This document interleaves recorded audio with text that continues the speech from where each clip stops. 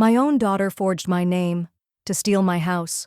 The judge's gavel hadn't even cooled when Marjorie walked out, head high. Dana had called it ambition. Marjorie called it fraud. Now the eviction was signed, the deed reclaimed, the door locked, forever. A voicemail blinked on her phone. Please, Mom. Not everything. She didn't press play. Some inherit love. Dana inherited consequences. All right, before we dive into this crazy story, do me a favor. Subscribe and tell us where you're watching from. The champagne flutes sparkled like they'd earned their spot at a wedding, not a quiet goodbye. A string quartet murmured in the corner of the sycamore room, their notes soft enough to be ignored by people too busy rehearsing their networking smiles. Candlelight warmed the faces of every person Marjorie Blake had ever mentored, supervised, promoted, or protected. She'd paid for every bite, every petal, every hour the bar stayed open past 6. Even the branded cocktail napkins had her initials, MB. She was supposed to be the honored one. But she was already fading into wallpaper. Dana tapped her glass. Crystal against crystal. Authority without effort. Let's all give my mother a moment of our time, she said, smiling to the crowd with the smoothness of someone used to applause. Marjorie Blake, VP of Operations, unstoppable scheduler, spreadsheet wizard, and the woman who made the trains run on time, even when the rest of us were still waking up. Polite laughter. Several raised glasses. One person clapped early and awkwardly. Marjorie smiled, a tight thing that didn't reach her eyes. The microphone Dana held was polished silver, so was her tone. But tonight isn't about trains or time cards. It's about change, about knowing when to let go. We don't move companies forward by holding on to the past. Dana paused. Just long enough, especially when it's sitting right here. A beat of stunned silence, then a few chuckles, then more. Marjorie's heart didn't drop. It crystallized. Someone across the room, Stephanie from legal perhaps, sipped wine and refused eye contact. Marjorie glanced down at her untouched cake, a pale mountain of fondant and buttercream she'd ordered herself from Chestnut Lane Bakery. Her own daughter hadn't even asked what flavor she liked. Lemon poppy seed. Dana always hated lemon poppy seed. She turned slightly in her chair, angling away from the spotlight. Her dress, steel blue silk, sleeveless, chosen weeks ago, felt suddenly too loud. She should have worn black. Dana moved on. What my mother built helped make my success possible, and now that she's finally stepping aside, it's our chance to evolve. Let's raise our glasses to legacy and the bright future ahead. The room erupted into cheers, clinks, another round of claps. Marjorie watched Dana take a long sip of something chilled and expensive. The same mouth that used to say, "Mommy, wait for me," was now sharp with branding, laced with knives. A colleague, Harold something, mid-level manager who never once invited her to lunch, gave Marjorie a small nod. She nodded back. That was all. 30 years ago, Marjorie had driven a rust-colored Toyota Corolla through blinding Carolina rain, Dana in the back seat with a fever so high her lips had gone blue. She'd left work early, nearly got fired, slept on the hospital recliner for 2 days straight. She'd once sold her engagement ring, cheap and gaudy though it was, to cover Dana's first semester of college textbooks. Back then, the future was her child. Now her child barely saw her as an artifact. Marjorie rose quietly and made her way through the crowd, murmuring pleasantries, her spine held like steel beneath flesh. In the mirror across the room, she caught a glimpse of herself, poised, composed, absolutely erased. By the time she reached the coat check, her name tag had slipped sideways, one letter half folded. Marjorie. Even that felt appropriate. The valet handed her the keys with a hesitant, "Have a great night, ma'am." She didn't answer, just nodded, slid into her car, and drove in silence. No one texted. No one called. No one noticed she'd left before the final toast. At home, the house smelled faintly of lilacs and floor polish. Still warm from afternoon sun, it felt like it had waited for her. Unlike anyone else. She walked straight to the study, flicked on the lamp, and opened the drawer where she kept the old photo album, the one Dana had tried to throw out twice. Dana, age 6, missing front teeth, hugging a teddy bear bigger than her body. Dana, age 11, first science fair, grinning like she owned the world. Dana, 22, in Marjorie's borrowed pearls, standing outside her first real job interview. Page after page of proof. Love, sacrifice, history, all now the past. She reached the final page, then closed the album with care. There would be no more pages. Marjorie stood in the silence for a long moment, her hand resting on the photo cover. Then she walked to the hallway, cabinet, turned the key to the old lockbox, and froze. The safe was empty, not stolen, not ransacked, just cleared. One paper left inside, a copy. Her signature printed at the bottom, but not in her hand. The front door clicked shut behind her with a sound too gentle for what she felt. Marjorie didn't take her coat off. The silk scarf knotted around her throat stayed tight. Her heels echoed down the hallway like they were walking away from more than a party. The untouched lemon poppy seed cake had stayed behind, just like everything else she'd paid for. She stepped into the living room and flicked on the light. The house glowed in warm amber, the kind of glow that used to welcome her. Tonight, it felt too bright, too silent, too staged. Her retirement party had ended without her. No one had followed, not even a text. She dropped her clutch onto the entry table. It slid against the wood and knocked into a silver-framed photo of Dana at 15. Piano recital, stiff smile, lace gloves. Marjorie stared at it, then slowly turned it face down. The photo albums were still out from earlier. She'd already gone through them, but something drew her back, like replaying an accident in slow motion, knowing where the impact lands but needing to watch it again anyway. This time, she didn't sit. She flipped through, standing up, one page after another, Dana smiling with birthday balloons, Dana clutching a college acceptance letter, Dana in front of the first office building she swore she'd build a legacy inside, a legacy built with her mother's hands, her mother's money. Marjorie closed the book. Her fingers trembled. Rage, grief, something older. She walked to her study, unfastened the coat but didn't hang it up, and opened the drawer beneath her old desk. The legal safe sat quiet and square inside. She turned the key with precision, expecting what she'd already seen once that night. But denial is persistent. It whispers, "Maybe you missed something."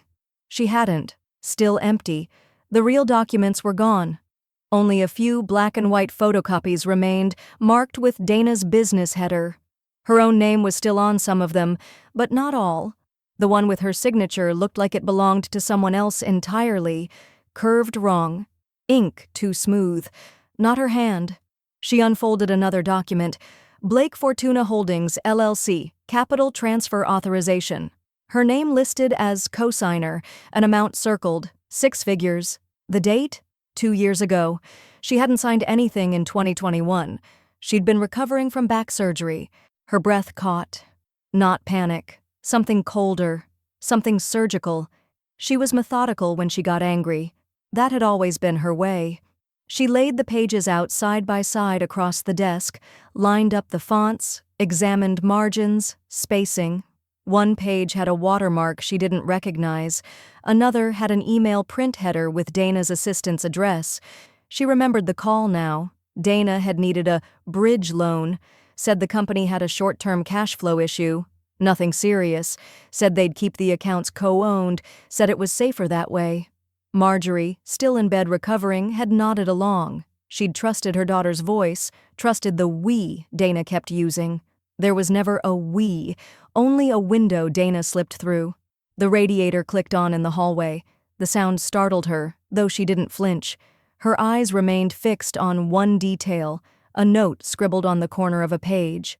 Transferred assets from Mom's account, booked as joint venture funding. It wasn't even crossed out. She stood there, coat still on, scarf still knotted, the house dead quiet around her. Outside, wind rattled the trees. The night deepened, and Marjorie realized she didn't know how much money was gone, didn't know what Dana had signed, didn't know what else was in Dana's name now.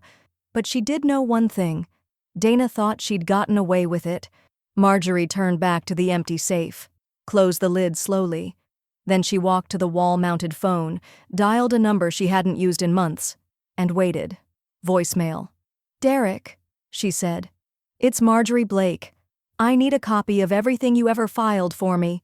Accounts, investments, joint holdings, whatever you've got. Call me tomorrow. No delays." She hung up, then looked across the room, to the display shelf above the fireplace where Dana had once asked to hang a framed mock-up of her company's first press feature. Marjorie walked over, took it down, and flipped it over. Behind the frame was a sealed envelope, handwritten on the front in Dana's curved, careful print, "For when you finally understand." The office smelled like expensive paper and forgotten promises. Derek Lawson hadn't changed. Still the same starched cuffs, still the same leather portfolio that looked more decorative than functional. He greeted Marjorie with a strained smile, eyes flickering to her coat. She hadn't taken it off. She wouldn't. "I wasn't expecting you in person," he said. "You weren't expecting me to notice either," Marjorie replied, lowering herself into the client chair with the control of someone trying not to tremble. He cleared his throat and opened his laptop with exaggerated care. "Your voicemail was surprising. Let me pull up the account." Click. Click. Silence. Marjorie didn't speak. She let the room fill with the weight of it. Finally, Derek stopped typing. His voice dropped. The joint investment account tied to Blake Fortuna Holdings was officially closed 7 months ago. The balance was withdrawn in full. How full? Her voice was a blade wrapped in silk. He hesitated. 732,000. Some of it had matured in short-term bonds. You'd accrued decent yield. The number didn't land like a slap. It landed like a death certificate. "And you let her withdraw it without my signature?" Marjorie asked, dead calm. She had power of attorney. You signed it years ago, digitally during your recovery." "No," she said flatly. "I didn't." He shifted uncomfortably in his chair. "It was authenticated through your email, your ID, your voice verification." Marjorie's lips barely moved. "Dana's company handles my IT support. She's the one who set up the voice print system." Derek paled. You think she forged—" "I don't think anything," Marjorie interrupted. "I know what she's capable of." 5 years earlier, the kitchen was half-lit, the smell of burnt toast still lingering. Dana sat at the table, shoulders hunched, fingers tapping at a chipped mug. She looked younger then, frazzled, ambitious, genuinely scared. "Mom, I need help," she'd said. "The company's about to fold. We had a massive invoice get delayed, and the cash flow is, well, it's complicated. But if I can just get through the next quarter—" Marjorie had stood at the counter, hands wet from dishes, watching her only daughter fall apart. That night, Dana didn't ask for money. She asked for faith. She called it a bridge, something they'd laugh about later. She said, "It's still our future." Marjorie stared now at Derek, who wouldn't meet her eyes. "Is there anything left in any account?" she asked. "A pension," he said. "But it's modest and protected, barely enough to sustain—" "I didn't ask for commentary." He swallowed hard. "There is one item still under your full name, no shared rights, the deed to the Winmere house. You bought it outright in 2006, never refinanced. It's still yours." Marjorie leaned back, a slow inhale. Winmere, the house Dana had moved into after her divorce, the house she'd redesigned in glossy whites and soft neutrals, the house she gave interviews from captioned, "Home is my haven of peace and purpose." Marjorie had stayed in the guest room 3 Christmases ago and remembered Dana telling guests, "My mom loves staying here. We joke that it's our place now." She left Derek's office without shaking his hand. Back home, the envelope Dana had hidden behind the photo frame still sat unopened on the study desk. Marjorie didn't touch it. Not yet. Instead, she powered on her old laptop and opened her browser. Search. Blake Fortuna Holdings. The website was all pale pastels and empowering taglines, a legacy brand for the modern woman, curated essentials for work, wellness, and the life in between, photos of smiling influencers in blush-toned blazers, testimonials with suspiciously similar wording, a banner that read, "Voted Best Emerging Brand by Lifestyle Pulse magazine." Marjorie clicked the footer. Headquarters, a WeWork suite downtown. Investor contacts, listed as through Dana R. Blake, CEO. Company valuation, private, estimated at $6.8 million. She clicked again. Landed on a news article. Dana photographed at a charity gala, arm in arm with an investor who once told Marjorie that operations people were replaceable. She dug deeper, into LinkedIn, articles, cached investor pages. The deeper she went, the thinner the numbers looked. No clear disclosures, no audit history, no mention of board members or financial officers. It wasn't a business, it was a performance, a damn expensive one. Marjorie shut the laptop, walked to the liquor cabinet, poured 2 fingers of rye, not for celebration but for clarity. Then she took the deed file from her cabinet, read it line by line. Original signature, original stamp, notarized, valid. Dana's name wasn't on it, not once. Marjorie looked toward the window where twilight had started to seep in. The glass reflected her face, older, weathered, but far from done. She picked up her phone. Search. Real estate attorney, Asheville, North Carolina. The old safe was hidden in the back of a coat closet Marjorie hadn't opened in years. She had to kneel to reach it, pushing aside a broken umbrella and a box labeled Christmas, 2009. The air was dry and smelled faintly of mothballs. Her knees cracked as she crouched, but her hands didn't shake as she turned the dial. 36 left, 14 right, 22 left. The lock gave with a heavy click. Inside was an old manila envelope, crisp with age, handwritten across the front in black Sharpie, Windmere, Deed and Misk. Originals. She pulled it out like it was an organ, still warm from an old life. Inside were the original transfer documents. Marjorie's name, Dana's ex-husband's name, no mention of Dana, no revocations, no updates. The last page bore a raised seal, filed, recorded, executed, Buncombe County. Dana had never signed a thing. That afternoon, the real estate attorney Marjorie had found, Nina Caldwell, early 40s, sharp as glass, held the papers in a light box like an art historian with an ancient scroll. "They're clean," she said. "Chain of custody holds up. This is the original deed. Still valid, still enforceable. You've had sole ownership since 2009, unless you gave that up in writing." "I didn't," Marjorie said. "Then Dana has no legal claim to the house she's living in?" Marjorie nodded once. She didn't smile. Her satisfaction was quieter than that. Nina glanced up. "If I may ask, why now?" Marjorie met her eyes. "Because my daughter's been using a house she doesn't own to fund a company she doesn't understand." By evening, Marjorie had found the listing. Collateral item. Single-family residential property located at 431 Windmere Circle. Appraised, $982,000. Ownership, claimed by Dana R. Blake. Claimed, not verified. She called the lender, gave her name, her address, her ownership record. The receptionist sounded bored until she confirmed the parcel number. "Ma'am, I'm transferring you to risk management." A man picked up. Polished voice. "Ms. Blake? This is Marjorie Blake. I believe my daughter submitted false collateral on a business line of credit. The property in question is legally mine." Silence. Then, "Can you prove that?" "I can. I'd like to schedule a meeting." There was no pushback, only a pause. "Yes, ma'am. We'll arrange a time this week, and thank you for your candor." She hung up. No satisfaction yet. Just leverage. Back at home, she walked through the guest room Dana used when she stayed over. The room was perfectly arranged. Sunlight softened the white duvet, a minimalist abstract painting hung above the dresser. Dana had chosen it herself. Everything in the room was designed for optics, like the interviews Dana gave in the living room, the charity galas, the public-facing success, and all of it floated atop one house, one lie. The doorbell rang.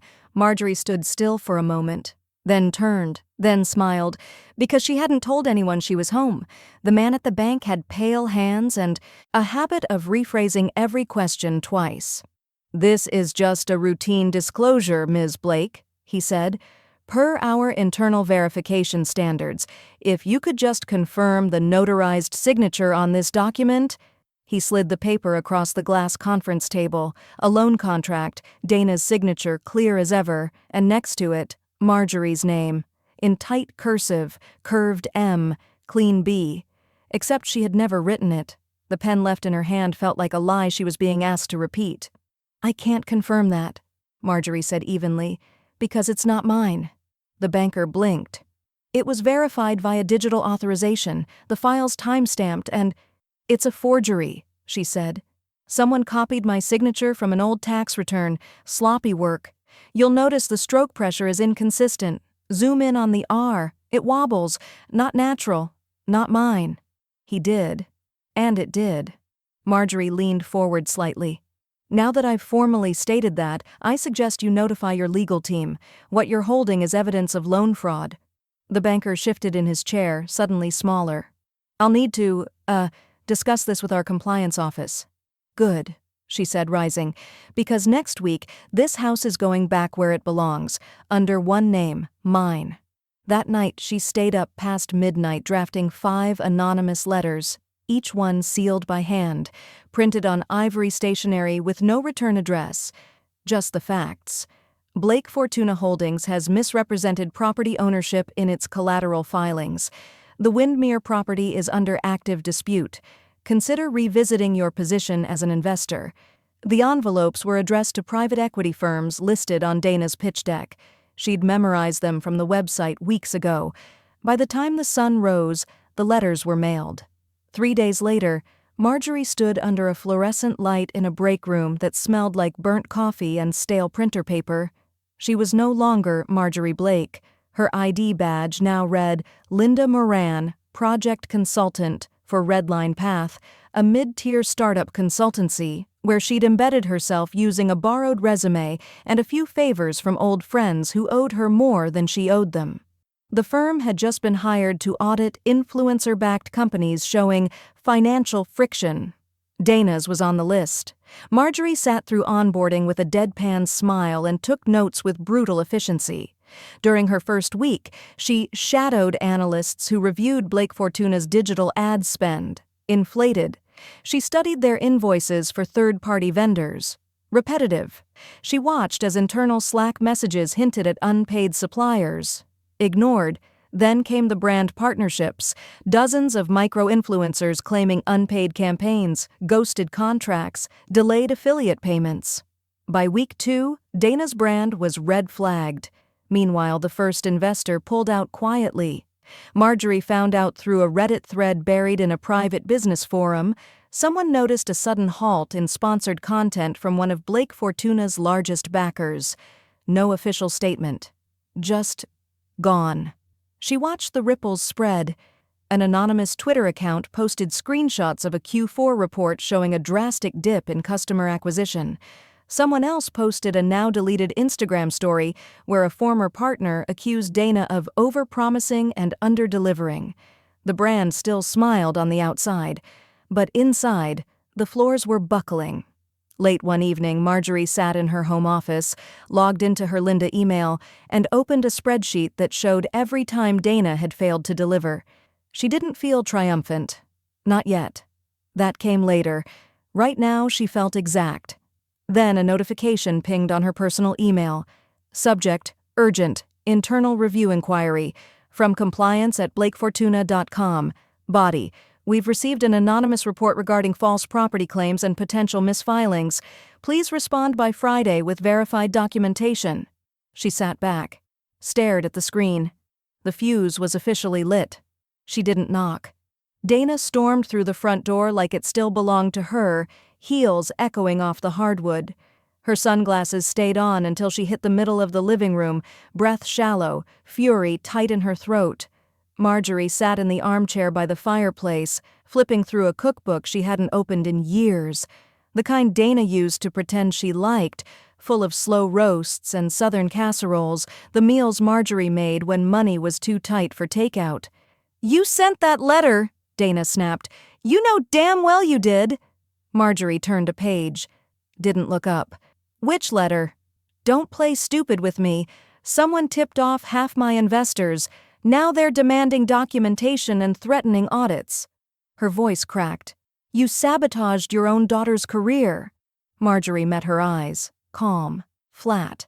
That's a heavy accusation. You think I don't recognize your fingerprints? Dana hissed. All this legal noise about the house, filing deed confirmations, calling the bank like you're some amateur detective? Marjorie let the silence hang. Dana dropped her purse onto the floor. Her lipstick was smudged, unusual for someone so curated. Her coat still had the label tag flapping from the sleeve. Expensive, but uncut, just like her. I built that company from scratch, she continued. You were supposed to support me. I did, Marjorie said, voice barely above a whisper. For 27 years, Dana scoffed. Don't pull that martyr act. You wouldn't last 5 minutes in my world now. Marjorie leaned back, slow and steady. No, she said, but I built the world you walked out of. Dana crossed her arms. This is petty. You're old and bitter and jealous that I passed you. Passed me? Marjorie smiled faintly. You're right. I'm past the point of giving you anything for free. Dana stepped forward, voice low. You need to drop this, right now. Marjorie stood, moved to the side table, pressed a button on her phone. A red dot flashed. She'd been recording since Dana walked in. I'm not sure what this is, she said, but you're clearly upset. Dana froze. What is that? Just a little insurance. Marjorie walked over to the cabinet and opened the top drawer. She pulled out a folder. Inside, a notarized copy of the deed, the one with her name. Only her name. She held it up slowly, let Dana read it from across the room. You didn't just bet your business on fraud, Marjorie said. You bet it on the idea that I was too tired to check. Dana's jaw clenched. Her voice dropped. You wouldn't. Marjorie tucked the deed back in the folder and closed the drawer. I already did. 25 years earlier. Marjorie had fallen asleep at the office. Again. It was past midnight, the office janitor vacuuming in slow loops. Her cubicle lamp buzzed faintly as she tallied expenses for the third quarter. The phone bill was overdue. Dana needed another SAT prep course, and the car wouldn't make it another winter. She reheated coffee in the break room microwave, added powdered creamer, and wrote another check to the bursar's office. She didn't flinch, she didn't complain. She worked, because that's what sacrifice looked like. It wasn't pretty. It wasn't performative. It was surviving until the day your child didn't have to. Now, in this house, her house, Marjorie stepped toward the hallway console where an old landline still sat beneath a yellowing address book. She opened the cover. Dana's name was still listed under emergency contact. Underneath it, cell number, work extension, Dana's old college email. Marjorie pulled the pen from the drawer, crossed it all out. One line, one name. Gone. She closed the book and left the pen where Dana could see it. Next time, she said, turning back, use the doorbell. The envelope from the county was fat and formal. Dana sliced it open in her sleek kitchen. Marble Island, curated tulips, a framed quote on the wall that read, "Build what they said you couldn't." Inside, a cease and desist order. Blake Fortuna Holdings was barred from listing 431 Windmere Circle as business collateral pending ownership dispute. Dana reread the notice twice, hands suddenly cold, brain scrambling for spin. She stormed to her laptop, dialing her legal team with one hand while searching the Buncombe County Assessor's website with the other. There it was. Owner, Marjorie E. Blake. Title, Sole. Status, active. Her world had been hacked from the inside. At a coffee shop 3 blocks from the courthouse, a woman wearing a gray baseball cap and polarized sunglasses handed a manila envelope to a freelance journalist named Corey Hart. She called herself Elise. Inside, spreadsheets, notarized deeds, timestamps, and screenshots of Dana's investor portal, with asset filings that didn't match public records. One detail stood out. The valuation jump in Q2 was based on secured property leverage, the Windmere House. Marjorie never spoke, just nodded once and walked out, Corey opened the envelope, his eyes widened. He called his editor within 10 minutes. The blog post dropped on a Tuesday. Modern Empire or Legal Mirage? Discrepancies in Blake Fortuna's real estate claims. Subhead: Anonymous source reveals internal documents contradicting CEO's filings. It wasn't viral, but it spread. Niche business forums, Twitter threads, private LinkedIn messages between VC firms that used to praise Dana as disruptive. The blog included a quote from a former finance consultant familiar with the matter. The quote was measured, almost too clean. It read, "It's not about whether she wanted to succeed, it's about how many shortcuts she took to make it look like she already had." Inside the Blake Fortuna media room, Dana's team was melting down. Her publicist, Lyle, paced the length of the glass conference table. "We need a statement yesterday. Deny the source. Say it's an old dispute, long settled, tie it to your parents' divorce or something nostalgic." Dana's assistant pulled up search results. Read, "Dit's crawling with it. People are tagging the brand's Instagram account with fake founder and mom owned it." Dana stared at the screen. Her eyes had gone dry. Her phone had stopped buzzing, which was somehow worse than it ringing nonstop. She finally spoke. "Pull the real estate tab from the investor portal, archive the blog mentions. No press. We'll bury it." "But the cease and desist?" someone began. "I said bury it."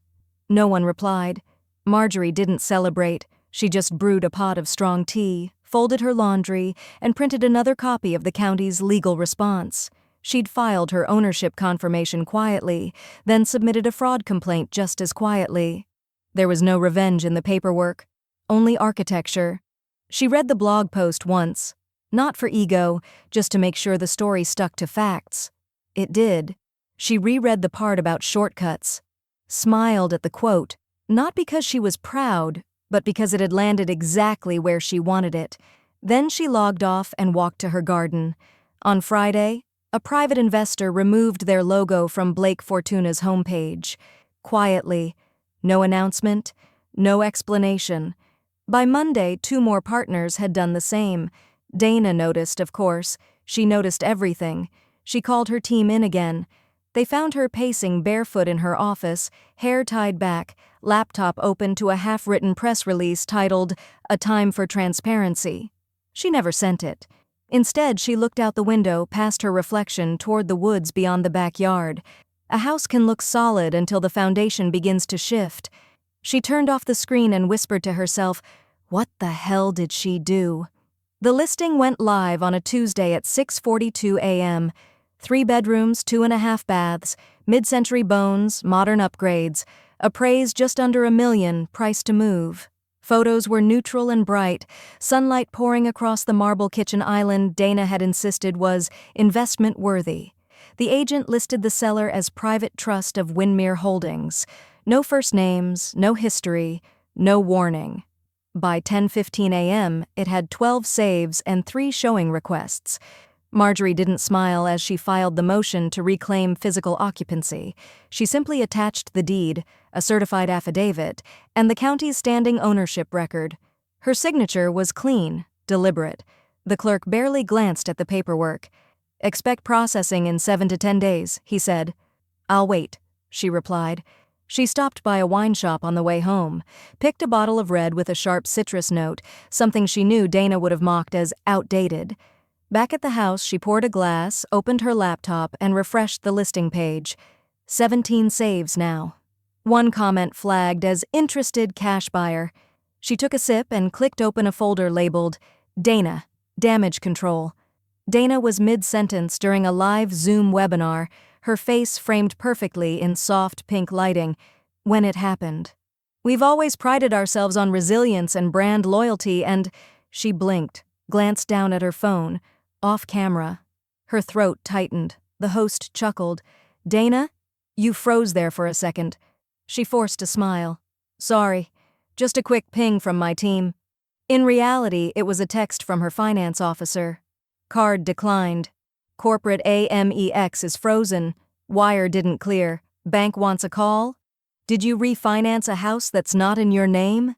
The screen in front of her wobbled slightly as Dana's smile dropped for half a breath too long. Someone on Reddit would later screenshot that moment and caption it, "When the House of Cards folds live." The eviction notice arrived in a sleek manila envelope. Dana tore it open and read it standing in the hallway, barefoot on the hardwood floor she'd once bragged about selecting from reclaimed Vermont oak. A court order. A 14-day deadline to vacate, filed by Marjorie Blake. Legal owner. Dana's scream didn't echo. It swallowed the room whole. Marjorie poured another glass of wine. She watched the webinar playback on mute, pausing at the exact second Dana's smile faltered. She didn't feel cruel. She felt clear. She opened her email, drafted a short message. To Charles L. Penmark, retired executive, former COO of Sendent Systems, and once Dana's biggest champion. They'd met years ago, back when Dana was just a rising star in patent compliance. She used charm like a scalpel back then, weaponized praise, borrowed brilliance. She'd even used Marjorie's algorithms as early proof of concept in her first pitch deck without credit. Marjorie's subject line read, "A correction you deserve to know" attached. Screenshots of Dana's original business filings, side-by-side comparison of code-based timestamps, a photo of Dana's handwritten collateral plan that listed Winmere before it was ever hers. No signature. Just a new email address with no traceable name. Send. Marjorie opened the Winmere listing again. One comment stood out now. Someone had recognized the backsplash in the kitchen photo. "Wait, isn't this Dana Blake's house?" The thread below it was growing. That night she sat on the patio, blanket across her lap, wine glass balanced on the armrest. The air was crisp, early spring cool. She listened to the distant hum of neighborhood traffic and thought about silence, not as absence, but as closure. In the kitchen behind her, a timer she hadn't set went off. She rose, walked inside, and turned it off without a word. Back on the patio, her phone buzzed. Voicemail. Dana's number. She didn't press play. Not yet. She simply stared at the glowing screen, the name she'd once written on every emergency contact form. And for the first time in decades, she let it ring until it stopped. The lawyer's office smelled like pine cleaner and cold ink. Marjorie sat in the polished leather chair across from Elaine Rourke, estate planner, mother of twins, and the only person in Asheville who hadn't once asked her how Dana was doing. Marjorie liked her for that. "This will finalize the revision," Elaine said, sliding over a printed copy. "No direct heirs.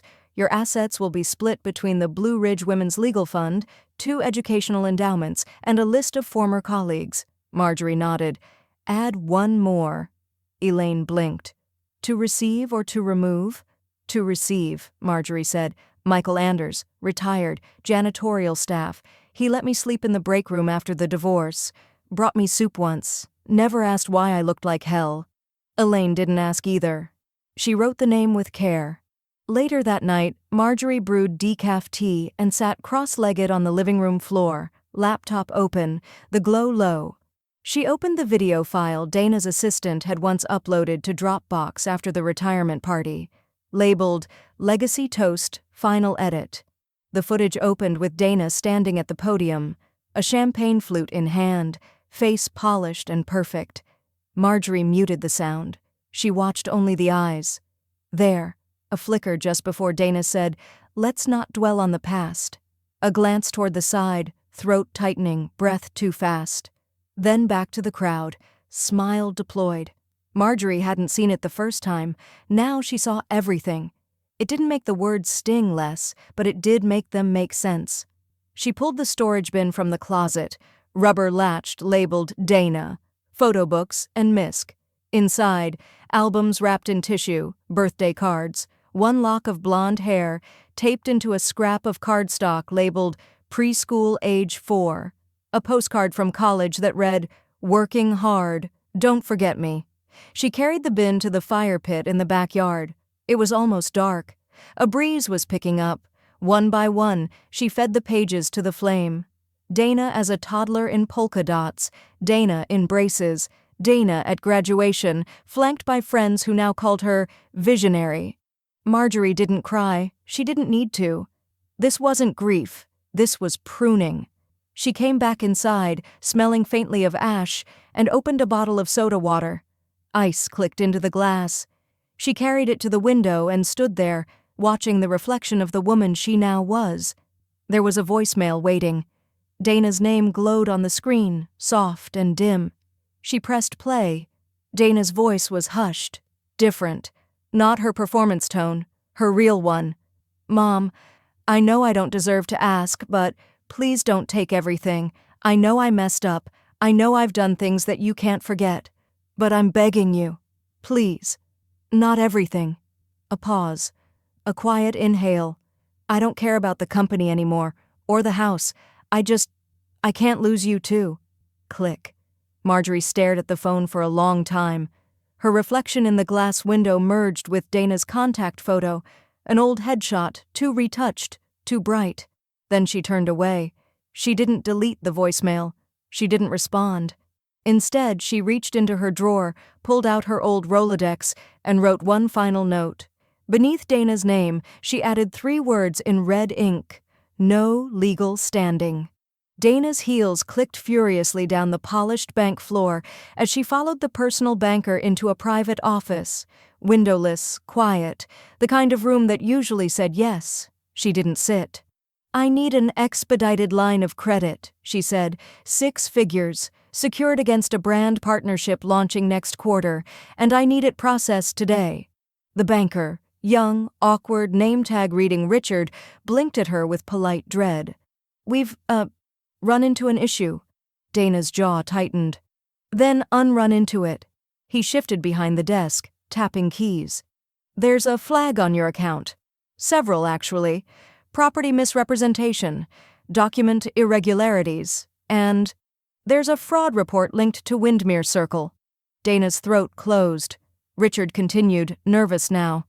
"I'm so sorry, Ms. Blake, but until this clears, no institution can approve a new credit line under your name or business entity." Dana stared at him, then down at her phone, then back. Her voice, when it came, was ice. "This is a mistake." But it wasn't. At 2:06 p.m., a message lit up on Marjorie's phone. "Offer accepted. Windmere closing date confirmed. Buyer has wired full payment. Title transfer filed." She didn't smile. She simply exhaled, then closed the notification and continued folding her sweaters. Down the street, a moving truck was already idling near a modern townhouse. Brick, 2 floors, ivy along the back fence. It wasn't luxury, but it was deliberate, quiet, chosen. Inside, the sun filtered through pale curtains onto warm hardwood. A contractor was installing a new bookshelf in the study. The room smelled faintly of cedar and fresh paint. It would do. Dana screamed when the sheriff's office delivered the final eviction papers. It wasn't dramatic. It was guttural, the sound of someone realizing the story had left them behind. She stood barefoot on the front lawn, hair wild, mascara streaked, live streaming to her followers.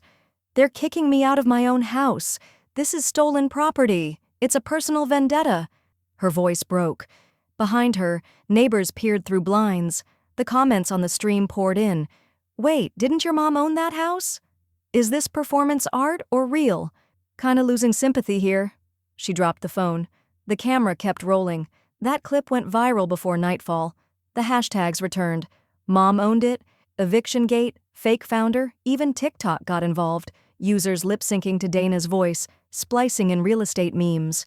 The brand's Instagram lost 30,000 followers in 2 days. Her top investor withdrew and released a formal statement. "We were misled.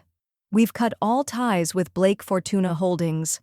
Marjorie sat on the new back porch, sipping from a ceramic mug that read, "Retired, not expired."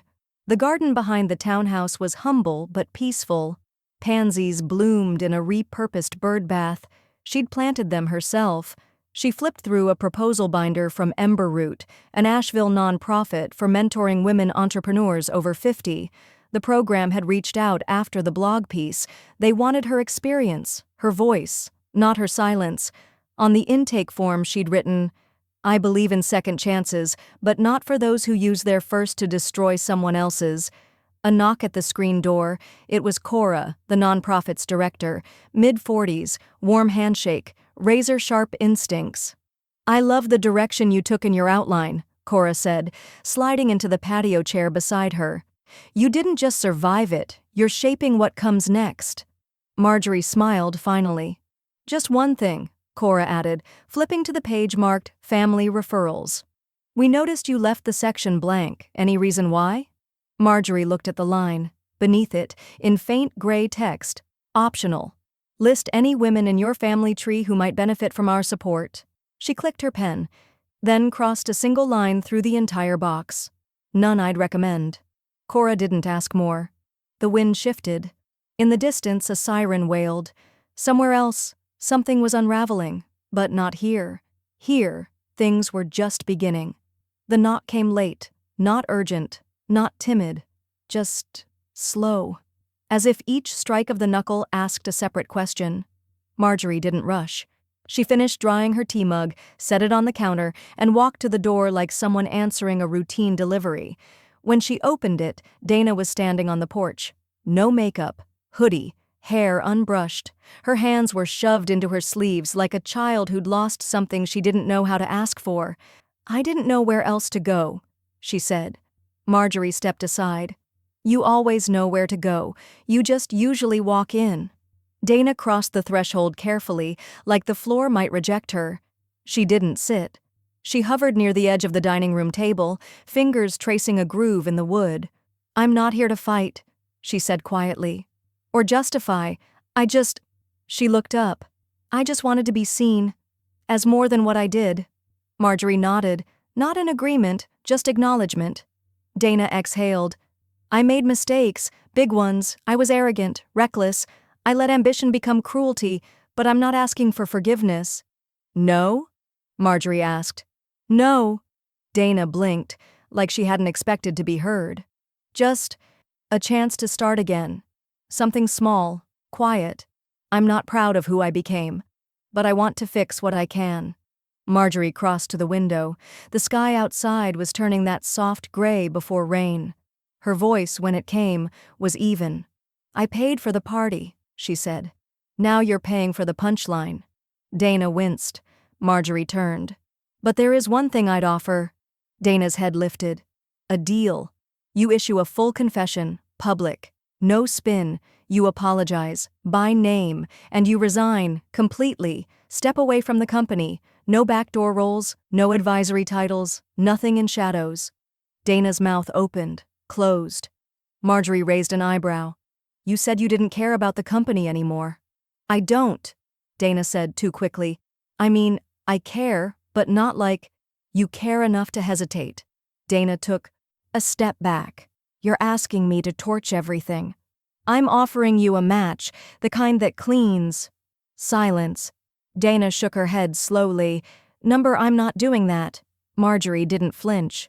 Then this chapter ends here. Dana blinked again, stung. You're really cutting me off, she said. Just like that? No, Marjorie said. You've been sawing through the rope for years. I'm just letting go. Dana turned. Her shoes scuffed the floor. She reached the door, paused, but didn't look back. If you ever loved me, she started. Marjorie's voice cut clean. Don't finish that sentence. Dana left. The door closed behind her like the period it was. Marjorie walked back into the kitchen, turned off the porch light, then opened her laptop, clicked on the folder labeled Final Notices, and updated one file. Dana R. Blake. No contact requested. She saved it, closed the lid. Outside, rain began to fall, and somewhere down the block, a car engine started, then faded into distance. Marjorie stood in the stillness. Her home didn't echo anymore, it just breathed. The woman who walked into Marjorie's life that Monday wore combat boots with her blazer and carried a laptop case that looked like it had once been used to break up a protest. Sadie Monroe, 34, Ivy League JD, reputation for unflinching depositions and brutal cross-examinations. Former corporate enforcer turned plaintiff-side advocate after a health startup tried to bury a whistleblower and she buried them instead. She scanned the stack of documents on Marjorie's dining room table and said, "So, you ready to burn it down?" Marjorie didn't blink. "No," she said. "I'm ready to build what should have been standing in the first place." They worked fast. Days blurred into timelines, statements, annotated bank transfers. Sadie highlighted Dana's forged signature across 3 different filings, each one digitally authenticated under a server owned by Blake Fortuna. "You see this IP address?" Sadie tapped the screen. "It's registered to Dana's condo's Wi-Fi." "Sloppy. The arrogance of privilege," Marjorie nodded. "She thought I wouldn't check." "She thought you couldn't," Sadie replied. The trial was short. Civil fraud. Marjorie v. Dana R. Blake.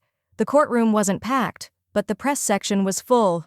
Local news. One national columnist with a Women Who Reclaim series. Even a legal podcast host Marjorie had never heard of. She sat straight at the plaintiff's table. No nerves, just spine. Her blouse was sky blue. Her nails were unpainted. She held every document like it was a scalpel. Sadie opened with a line that made the stenographer blink. "Some daughters inherit their mother's grit. Some forge her name instead." Dana took the stand on day 2. Her legal team had rehearsed her. The soft tone, the practiced frown, the tired but fighting posture. "I never meant to mislead anyone," Dana said. "I thought the house was under joint ownership. We discussed it many times." Sadie stood. "Did you sign these forms yourself?" Dana nodded. "Yes, in good faith." "Your Honor," Sadie said. "Permission to enter Exhibit 42. The screen lit up with metadata, same timestamp, 3 forged documents, one linked to a VPN that pinged from Dana's condo, one verified voice authorization, recorded from a phone call Dana had made to her mother pretending to confirm a hair appointment. The judge asked for a 10-minute recess, came back with a fine and a finding of perjury. Dana didn't look up as it was read aloud. The courtroom murmured. A few reporters scribbled faster. One gasped audibly. Marjorie didn't smile. She took the stand later that day, described the hospital bills, the textbook checks, the late nights in spreadsheets, the small ways Dana's signature had changed, the one time she found Dana practicing her mother's cursive for a school art project. "She always wanted to look like me," Marjorie said, until she realized she could get more pretending to be me. When she stepped down, even the defense attorney avoided her eyes. That evening, a journalist posted the transcript excerpt that would go viral. Q. "Did you ever think she'd go this far?" A. "I didn't think I needed to keep the receipts, but I did. Every single one." The public response flipped instantly. Comments on the original blog post were now filled with apologies. The phrase "Marjorie Receipts Energy" trended briefly on Twitter. Emberroot added her name to their mentorship roster with the tagline, "Ask her what she's survived. Then listen to how she did it." That night, back at the townhouse, Marjorie lit a single candle at the kitchen table. It flickered against the folder of court documents she hadn't yet filed away. She sipped chamomile tea. The quiet wasn't heavy anymore. It was earned. Her phone buzzed once. A message from Sadie. "Press wants a quote. You want the last word?" Marjorie didn't reply right away. She looked out the window instead, to the tiny garden where green shoots had started to breach the soil. Then, she typed back, "Let her try to outrun truth. I'll be right here, planting it." It didn't collapse all at once. Dana's brand bled out slowly, an abandoned launch, a retracted collaboration, a polite email from a boutique wellness brand citing brand integrity concerns. Then a wave of unsubscribes, then silence. Deafening, digital silence. The website was down by the second week of June. The Instagram handle redirected to a broken link. By July, Blake Fortuna Holdings had dissolved quietly, its last transaction a wire refund to an influencer who never got paid. Marjorie didn't gloat. She was in Denver when the article ran, front page of the Women Reclaiming Power conference packet. The title of her talk, "When the Apology Never Comes, Lead Anyway." She stood in a tailored gray dress, her voice steady, measured. The room was filled with women over 60, some retired, some starting over, some holding grief by the spine and calling it resilience. They leaned forward when she spoke, not because of what she'd lost, but because of how she'd drawn the line. "I used to think that endurance was silent," she told them, "that if I didn't flinch, I'd win. But silence isn't strength. Boundaries are." The applause at the end wasn't wild. It was warm, respectful. a new kind of standing ovation, where women saw themselves not in the scars, but in the rebuilding. Afterward, a cluster of younger attendees waited by the podium. One asked if she had a book coming. Another asked if she'd consider mentoring. A third simply pressed her hand, eyes glistening, and whispered, "Thank you. I didn't know women like you existed." Marjorie smiled gently. "We do," she said. "We've just been quiet too long." Back in Asheville, Ember Root unveiled its new community center expansion. The sign above the entryway read, "The Blake Wing, in honor of persistence without permission." Marjorie stood off to the side, watching other women walk through the doors. Some carried notebooks, others carried scars. All of them carried something they refused to hand off anymore. She didn't cut the ribbon. She didn't need to. 3 miles away, in a worn-down budget motel off the highway, Dana Blake unpacked a single suitcase onto a chipped nightstand. The TV buzzed faintly with static. The room smelled like bleach and disappointment. The window curtain was missing a hook. She checked her phone. No missed calls. Her inbox had dried up. The PR agency had dropped her. Her publicist hadn't replied in weeks. A box of old press badges lay unopened in the corner. She couldn't throw them out, but she couldn't look at them either. She didn't cry. She'd done that already, alone, in the car, when the eviction finalized and the company account froze and she realized no one was calling her visionary anymore, just unavailable. Or worse, irrelevant. Now she just sat on the motel bed and stared at the wall. The same wall for 4 nights. She'd Googled Marjorie once that week, found the conference clip, the new wing, watched the entire speech, paused it when Marjorie said, "No one ever burned the bridge. I just stopped pretending there was one." Dana shut the laptop. Outside, a truck pulled into the motel lot, then another. She pulled the curtain back slightly, watched the headlights sweep across the cracked pavement. No one saw her. No one would. Back at the townhouse, Marjorie finished watering the pansies lining her back fence. She wiped her hands on her jeans and opened a fresh envelope from the nonprofit, an invitation to teach part-time. Subject, "How to Win Without Apology." She stared at the title for a moment, then walked to her bookshelf, retrieved an old photo of her younger self holding Dana at 3 years old. It had survived the fire bin. Only one. She didn't put it away, but she didn't put it on display either. She tucked it in a drawer beneath a stack of fresh soil catalogs. Then she closed the drawer, and for the first time in a long time, she made lunch for one, with peace. The email subject line read, "Legacy Redefined, a memoir offer." Marjorie stared at it over her morning oatmeal. Her inbox was now filled with things that used to pass her by: agents, editors, podcast invites with pastel branding and too many exclamation points. But this one was different. A major publisher, 6 figures, full creative control. They'd attached the clip that sealed the pitch. Her speech from Denver, now viral, the moment she squared her shoulders and said, "You're never too old to end a dynasty, especially the kind that built itself on your silence." It had been turned into a TikTok audio track, used in reels, shared by young women, older women, even 2 men in suits pretending to quote it during fake arguments over brunch. Marjorie didn't smile. She just saved the email, didn't respond. Not yet. That same morning, a federal notice broke online. Dana R. Blake accepts plea deal in fraud investigation, wire fraud, bank misrepresentation. The official language was cold, clinical, but the footnote mattered most. No jail time. 5 years probation. Restitution under structured plan. It was the plea of someone who had finally run out of doors to slam. Dana hadn't spoken publicly. Her last post was weeks old. A muted apology in grayscale with the comments turned off. Marjorie hadn't watched it. She didn't need to. What caught her attention instead was the phone call she declined from a network morning show. Then another from a streaming docuseries producer. A mother-daughter redemption arc, they pitched. The healing after the headlines. She blocked the number. Redemption wasn't a show, and forgiveness wasn't a byproduct of narrative. That night, she took out the stationery box she hadn't touched in years. Thick cream paper, monogrammed when that had still mattered.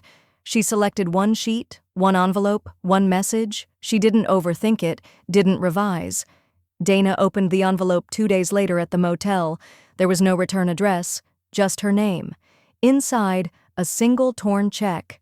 No signature, no amount, just the jagged edges where possibility used to be, and a note. In Marjorie's handwriting, "This is the last thing you'll ever receive from me. Not because I stopped caring, because I finally started."